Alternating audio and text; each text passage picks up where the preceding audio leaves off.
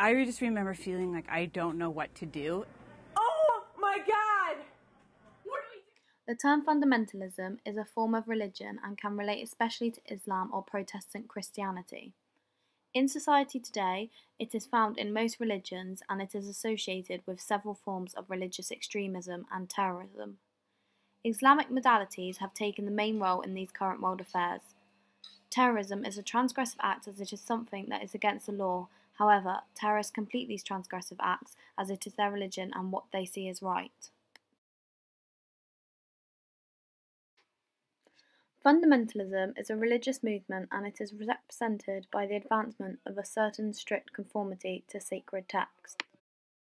The movement within American Protestantism arose in the late 19th century in the reaction to theological modernism.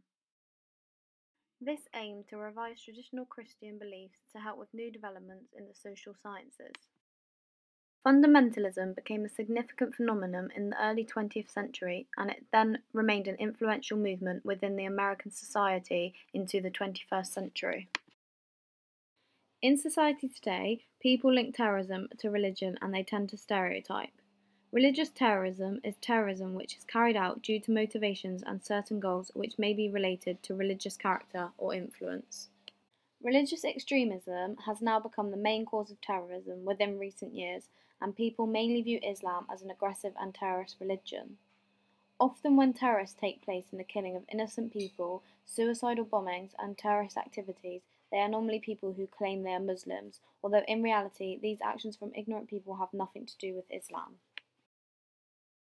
The attacks in Paris that claimed 17 lives energized the debate around the world about what role Islam plays in the problem of terrorism and, more importantly, the solution. The source for me is the country that is spreading more extremism than any other country. The country that is religion state is Wahhabism, Salafism, Saudi Arabia. It starts there. For me, that's the first ISIS state. They are sponsoring more extremists than any other country in the world. They're the country that gave us Al-Qaeda. Bin Laden is a Saudi. 15 of the 19 hijackers were Saudis. Radicalization, in my case and in many other cases, we study this on a daily basis through our work. It's our profession. It usually comes down to a combination of four factors, and that's a sense of grievance, an identity crisis, charismatic recruiters who provide a sense of belonging, an alternative sense of belonging from mainstream society, and the role that ideology plays. Ideology not just peddled by governments in the past, like Saudi Arabia, but also by Islamist organizations that are working on the grassroots level across the world, in Pakistan, in Egypt. And so this problem, I want to add and emphasize, isn't just constrained.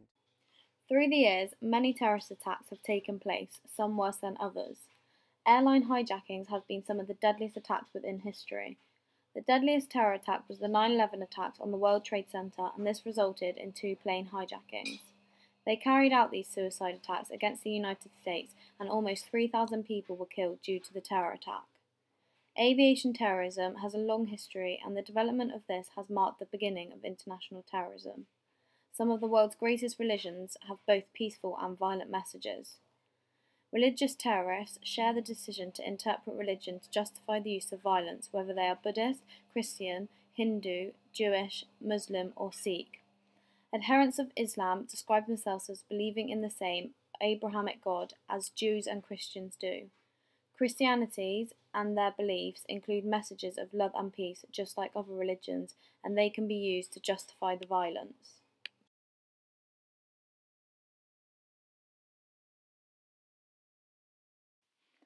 Transgression came from the Latin word transgressus, and this therefore means there is a violation of certain rules which shouldn't happen.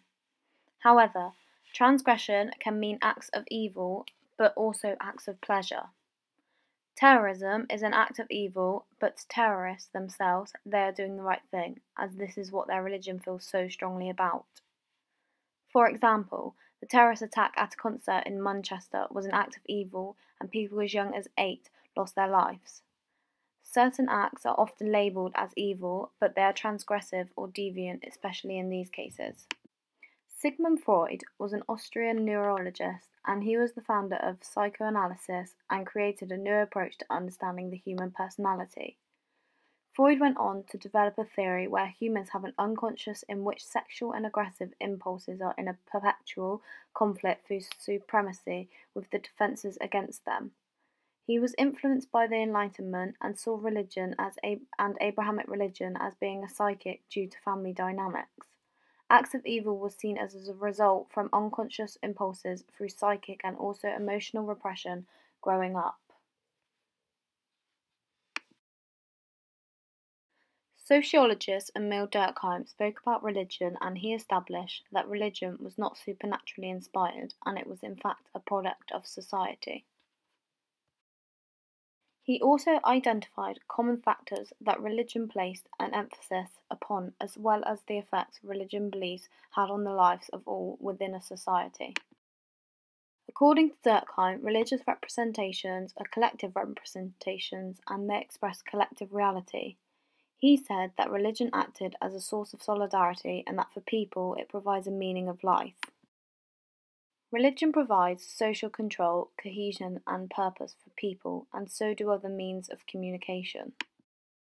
According to Durkheim, religion is a system of beliefs and practices relative to sacred things, that is to say, things set apart and forbidden, beliefs and practices which unite in one simple moral community called church, or those who adhere to it.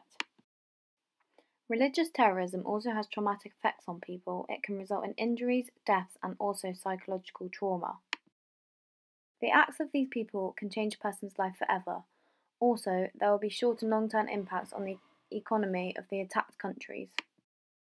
For example, the events of 9/11 still affect people today. Today the world has experienced a global rebirth of attacks, and it is no longer affecting smaller societies. The whole world is becoming more familiar with religious terrorism.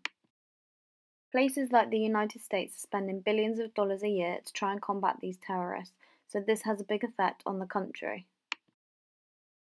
Along with the rise of terrorism is also the increase in counter-terrorism acts. Many terrorists say they chose violence after long deliberation as they feel they have no choice. For example, the IRA bombed English targets in the 1980s to make the point that their land was colonised by British imperialists. Good morning. The murder of James Foley has ignited a debate about how the US deals with terrorist groups that demand a ransom for their hostages. So that village over there, yes, just beyond the border, this village is ISIS. ISIS controls the village. Yes. On Turkey's border with Syria, you can see towns controlled by ISIS. Just 50 miles away is the city of Raqqa, the capital of what ISIS calls its own Islamic State, where it's believed to be holding around 12 foreign hostages. Negotiating the release of abducted Westerners is a lucrative trade for the militants. It's thought the French and Spanish governments paid several $1 million for the freedom of 6 European journalists earlier this year, though they officially denied it. In conclusion, religion relates a lot to terrorism. However, we always blame religion. For people to stereotype Muslims and other religions as terrorists can be unfair, and the truth is that there are radical elements in Islam just as there are in every other religion.